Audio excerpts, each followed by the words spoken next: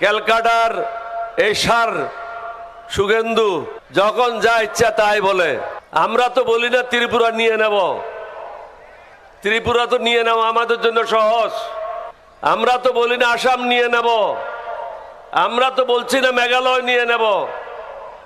আমরা বলি আমাদের ভূখণ্ডে আমরা শান্তিতে থাকতে চাই। তোমরা তোমাদের ঘরে থাকো, আমরা আমাদের ঘরে থাকি। আমরা যারা আল্লাহ আল্লাহ রসুলের নির্দেশিত পথে চলি, আমরা কখনো অন্য ধর্মের লোকের উপর নির্যাতন করতে পারি না। আমরা কখনো অন্য ধর্মের লোককে অসম্মান করতে পারি না। আমরা চেয়েছিলাম সকলের জন্য একটা সুন্দর বাংলাদেশ গঠন করার জন্য। নিশ্চয়ই কোনো কারণ আছে, আল্লাহ রব্বুল আলামিন কবুল করে নাই। হয়তো আরো রক্ত দিতে হবে, আরো কফারা দিতে হবে জাতিকে। কারণ জাতি চায় সুন্দর বাংলাদেশ, কিন্তু ভোট দেয় অশিক্ষিত লোককে। তো কিভাবে সুন্দর বাংলাদেশ পাবেন? এই জিনিসগুলি আমাদেরকে সুন্দরভাবে চিন্তা করতে হবে। ভালো লোকদেরকে ভোট দিতে হবে, উপযুক্ত লোকদেরকে বেছে নিতে হবে, দেশপ্রেমিক লোকদেরকে নির্বাচিত করতে হবে। তাহলেই তো এই দেশ সুফল পাবে। যদি শুভেন্দু মনে করে রংপুর নিয়ে যাবে, আমরা তো বলে দেব তোমার ক্যালকাটা নিয়ে যাব। তুমি কি মনে করেছো? ভারতের স্বাধীনতার জন্য লড়াই করেছিল মুসলমানেরা। আমরা রক্ত দিয়ে এই দেশ স্বাধীন করেছি। এটা কোনো কারো দয়া দাক্ষিণ্য হয় নাই। তোমরা চেয়েছিলে পাকিস্তানকে দ্বিখণ্ডিত করতে, আমরা চেয়েছিলাম স্বাধীনতা। তোমরা আমাদের সব কলকারখানার যন্ত্রপাতি তোমরা চুরি করে নিয়ে গেছো। আমাদের পাকিস্তানের যে প্রায় 1 লক্ষাধিক সৈন্য ছিল, তাদের গোলা বারুদগুলি তোমরা চুরি করে নিয়ে গেছো। তাহলে কিভাবে তোমরা বলতে পারো তোমরা বাংলাদেশের স্বাধীনতা দিয়েছো? তোমরা তো লুটপাট করার জন্য আসছিলা। তোমরা তো আমাদের দেশ থেকে জিনিস চুরি করার জন্য আসছিলা। তোমরা তো স্বাধীনতার জন্য আসো নাই। মুক্তিযুদ্ধরাই যুদ্ধ করেছিল, তোমরা আসছিলা মাল কামানোর জন্য। আপনাদেরকে অনুরোধ করব, দেশকে যদি সঠিক পথে নিতে চান, আরো কোরবানি দেওয়ার জন্য প্রস্তুত হতে হবে। এখন দেশ ঠিক পথে নাই, মানবতা নাই, নীতি নৈতিকতা নাই। এটা একটা ভারত প্রতিবেশী দেশ হিসেবে অত্যন্ত সুপরিকল্পিতভাবে নীতি নৈতিকতা এবং সুশাসন ধ্বংস করে দিয়েছে।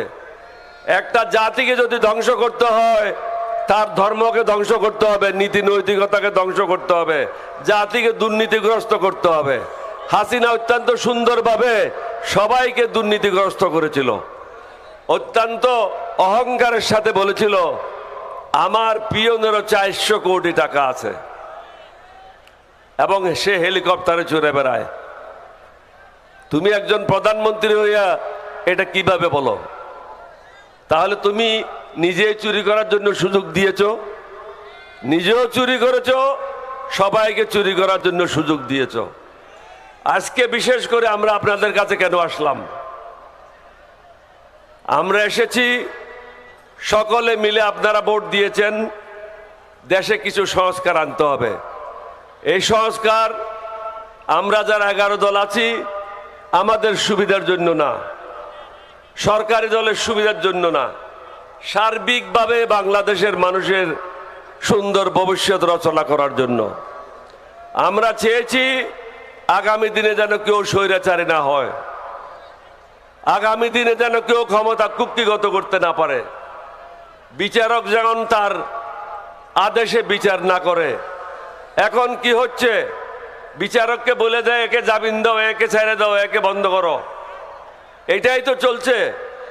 বড় বড় দাগি আসামিরা, বিএনপির উকিলেরা তাদেরকে জেল থেকে বের করেছে। এটা তো রেকর্ড আছে, এটা তো আমার কথা না। তাহলে তারা কি চায়? দেশটাকে আবার ধ্বংসের দিকে ঠেলে দিতে চায়। আইন শৃঙ্খলা মোটেও ভালো না, দ্রব্যমূল্যের ঊর্ধ্বগতি, আপনাদের পকেটে পয়সা নাই, বেকার সমস্যা বৃদ্ধি পাচ্ছে, আপনাদের ছেলেদের ভবিষ্যৎ অন্ধকার। সেই অন্ধকার থেকে আলোর পথে আসার জন্য আমাদেরকে পুনরায় জাতি হিসাবে ঐক্যবদ্ধ হতে হবে। এবং ডক্টর শফিকুর রহমান সাহেবকে অনুরোধ করব, একটা নির্দিষ্ট গোল নিয়ে আমাদেরকে এগিয়ে নিয়ে যান, সমাপ্তির দিকে নিয়ে যান। প্রথম রাউন্ড ঠিক আছে, গণসংযোগ করার প্রয়োজন, জনগণকে সম্পৃক্ততা করা প্রয়োজন, সেটা আমরা সফলভাবে করতে সক্ষম হয়েছি। এখন প্রয়োজন হলো যারা অন্যায় করছে তাদের বিরুদ্ধে অবস্থান নেওয়ার, সুস্পষ্টভাবে অবস্থান নিতে হবে। আপনারা কি আমার সাথে একমত? শফিকুর রহমান সাহেব দেখলেন তোরা একমত, এখন আপনাকে সিদ্ধান্ত নিতে হবে।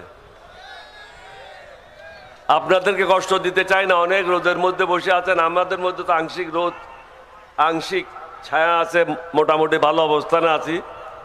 আপনারা অনেক কষ্ট করেছেন, আল্লাহ আপনাদের ভালো করুক। আমাদের জন্য দোয়া করবেন, আমরাও দোয়া করব, সবাই মিলে যেন একটা সুন্দর বাংলাদেশ গঠন করতে পারি, সেটার জন্য আল্লাহর কাছে দোয়া করবেন। এটা একটা বিশেষ মাস, মুসলমানদের জন্য প্রথম মাস।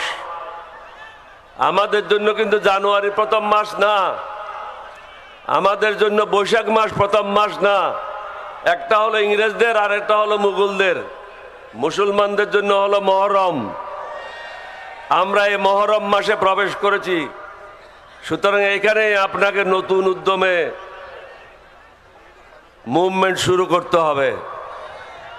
যদি সংস্কার এমনি না মানে, জোর করে মানায় নিতে হবে, ছেড়ে দিলে হবে না।